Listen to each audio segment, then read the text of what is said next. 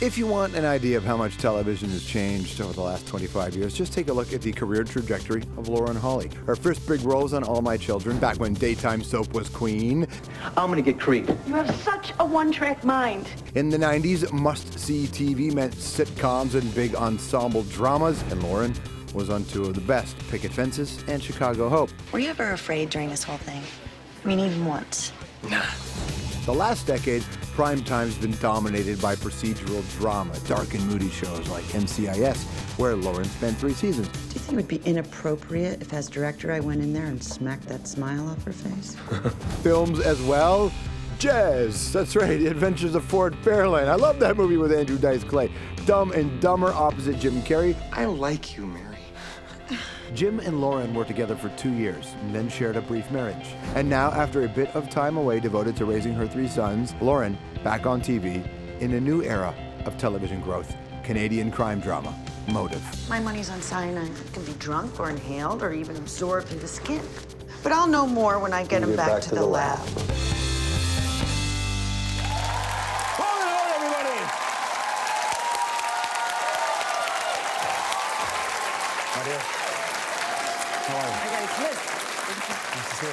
Awesome.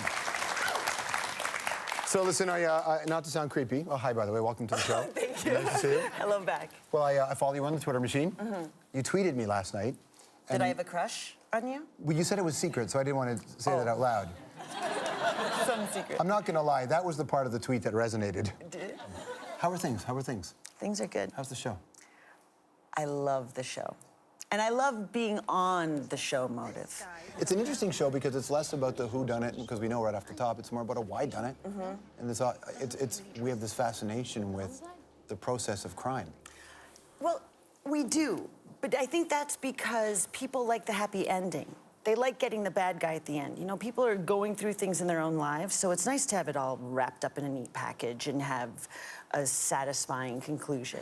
Like, if you look at all those cop shows now and the crime dramas, yours less so, but, well, much less so. There's a lot of gratuitous violence in it. It's very raw. Well, I think they're constantly trying to make that thing that's different. So when they're in the crime show genre, they just say, let's make it more violent. Let's make it more shocking. You know, there are some shows out there that, even though they're just on prime time, like at family viewing hours, you want to go around and check and make sure your windows are locked and your doors are locked. It's amazing, and, you know, right? It freaks you out, right? And I don't think that's right. I think it has to do with this generation coming up, because I noticed with my own boys, with the internet and everything, their attention span is really short. Let's go back to the family channel, shall we? Let's go back a bit here. Watch this. I'm tired of being treated like a baby around here.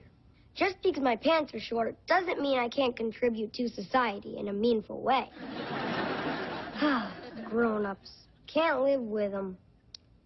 Pass the cheese puffs. Who's that? That's my oldest son, Azar.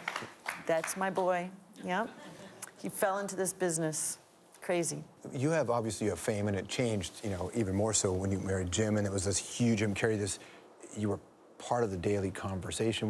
When you start looking at the impact fame had on your life, can you pinpoint to tangible effects?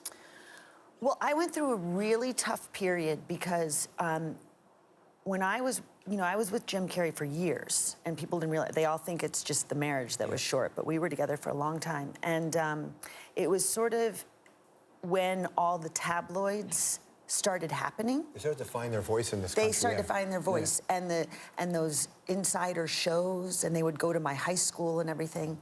And at first it was kind of fun, and then our whole life became about, we have to keep them out. Yeah. Because they would do things like scale the fence at our house and live in our backyard and take pictures through our window, you know, and weird things like that, or go through our garbage and put in the magazine what was in our garbage. Did you ever throw stuff in the garbage just to send them off the trail?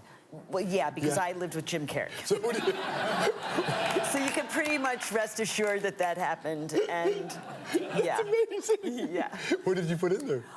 Well, it was more like he would do things. I gave him a present once. I built him a costume closet. Yeah. He decided to use that and would like put on a full clown costume to go get the paper in the morning. you know, thinking like, that'll be fun if someone gets a picture of this. Yeah. You know, I'll fit the crazy Jim Carrey kind of thing. But we made our lives, it was all about running away from them and making sure we had privacy. And now I see the shift where people become famous by courting that attention. And that's the only thing they're famous for. And it's kind of weird because I always went along, all the people that I admire or I think are so talented aren't a part of that. What about Dumb and Dumber? The sequel, the conversation about Dumb and Dumber, that film has lasted. I'm so thrilled to have that film on my resume because it's like this iconic movie, basically now. And how many actors have one of those, you know? So it's very cool. And it's especially great because it was the best time making that movie, and especially the days off, even. Yeah. Like the things we all did together and the memories I have. So they're making a sequel, and I wish I could be a part of it, but I don't think I will be because I don't think Mary Swanson has been hanging out with them for 20 years. I'm just guessing. She could come back. But see, I think I should come back in like some way because people are gonna miss Mary Swanson. Wouldn't it be weird if you're not in it, though? Yeah. Don't you have agents to make these calls? What's going on? I don't know. Get someone on the phone. I don't know if I have that power. Come on, you're the guy. Thursday nights on CTV, you can see Motive. Lauren Holly, what a pleasure. Thank you so much.